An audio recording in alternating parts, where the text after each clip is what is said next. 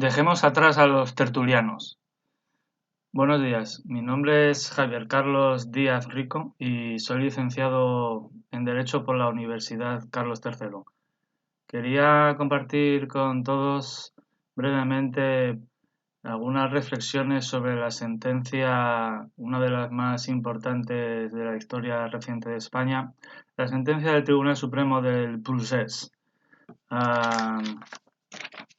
Voy a utilizar algunos materiales. El primero de ellos es la Constitución Española, un libro muy útil que no conviene olvidar. Eh, el Código Penal para ver qué es la sedición y un manual al uso de derecho penal. He cogido el de Francisco Muñoz Conde, que es catedrático en la Universidad Pablo de Olavide. Y luego, por supuesto, la sentencia del Tribunal Supremo, Sala Segunda, es la sentencia 459-2019. ¿Cuál es el problema? Pues que tiene 500 páginas, tiene 493. Pero bueno, que no se asuste nadie porque yo diría que leyéndonos unas 40 o 50 páginas podemos hacernos una idea bastante fiel de la sentencia. ¿Por qué tenemos que dejar atrás a los tertulianos? Porque ¿para qué vas a escuchar a alguien que puede que no sepa más que tú sobre el tema? Puede que no sea jurista, que no esté muy informado. ¿Para qué vas a escucharlo si puedes directamente leer la sentencia? Pues lo primero que vamos a hacer es, lo primero que tiene que hacer cualquiera que se interese por el tema, es coger el Código Penal y ir al artículo 544.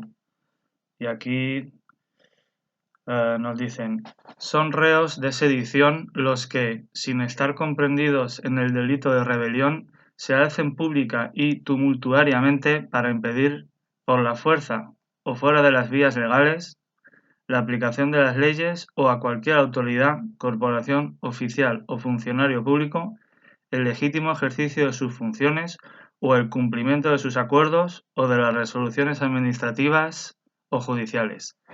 ¿Hemos entendido algo? Pues no, pero es que los juristas, a menos que seas un penalista experto en esto, pues tampoco van a entender nada. ¿Por qué? Porque son palabras decimonónicas. Tumulto, em, alzarse, eh, o sea, es un delito que tiene una terminología totalmente insegura. Esto nos hace preguntarnos una cosa importante. ¿Se cumple el principio de taxatividad? Uno de los principios claves del derecho penal es la taxatividad. Es decir, tú no puedes poner en un artículo penal algo que no se entienda. Nos vamos al manual y por supuesto está el principio de taxatividad y seguridad jurídica. La garantía para que la definición de delitos y penas se reserva al legislador no es una exigencia meramente formalista, sino que se relaciona con el contenido material del principio de legalidad. Para que realmente la ley cumpla con la función de establecer cuáles son las conductas punibles, debe hacerlo de forma clara y concreta. Continúa. Os podéis leer el resto del epígrafe, es muy importante.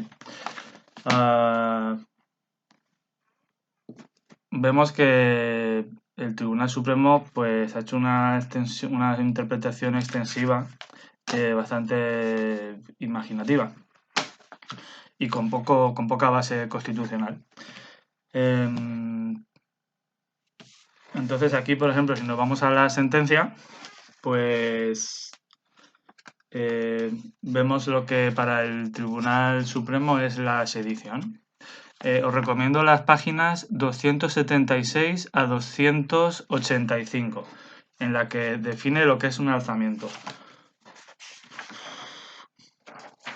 Leo la página 276.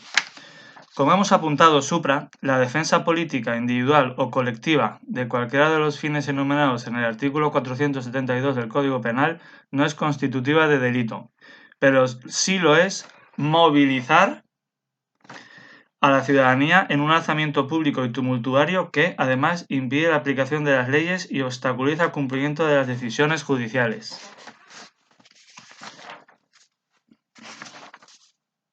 Más, página 280.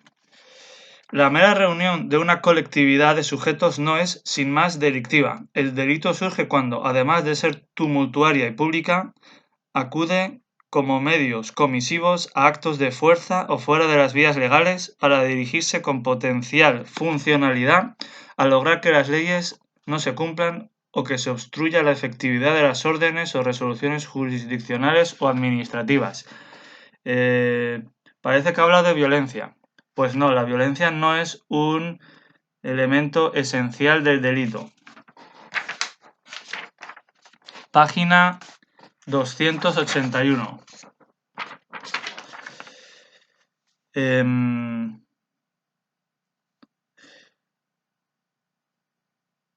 Pero se requiere que el alzamiento se encamine a la consecución de los fines indicados por la fuerza, y ese precedente equipara la fuerza al empleo de dos modos ejecutivos que pueden operar de forma alternativa: modos violentos, modos fuera de las vías legales. En este segundo modo no tiene por qué haber violencia. ¿Qué es lo que pasó? No hubo violencia.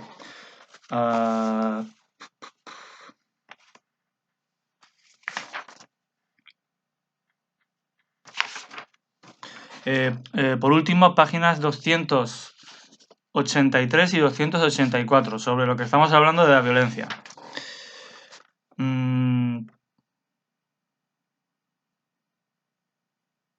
Los contornos del delito de sedición quedan cubiertos cuando del simple requerimiento a quienes permanecían aglomerados y compactados se pasa al necesario intento de anular su oposición. También cuando los agentes tienen que claudicar y desistir del cumplimiento de la orden judicial de que son portadores. Un poco más adelante. Igual significación penal hay que atribuir al anuncio por los congregados de una determinada actitud de oposición a posibilitar su actuación, incluso mediante fórmulas de resistencia, si se quiere, resistencia no violenta. Y ya por último, el derecho a la protesta no puede mutar en un exótico derecho al impedimento físico a los agentes de la autoridad a dar cumplimiento a un mandato judicial. Bueno, pues vemos la dificultad de la sentencia, que ha condenado por sedición cuando reconoce que no ha habido violencia, pero sí que dice que hay oposición, hostilidad. En definitiva, una interpretación muy dudosa desde el punto de vista de la taxatividad que está en la Constitución española. Este librito que a veces no conocemos mucho. Saludos.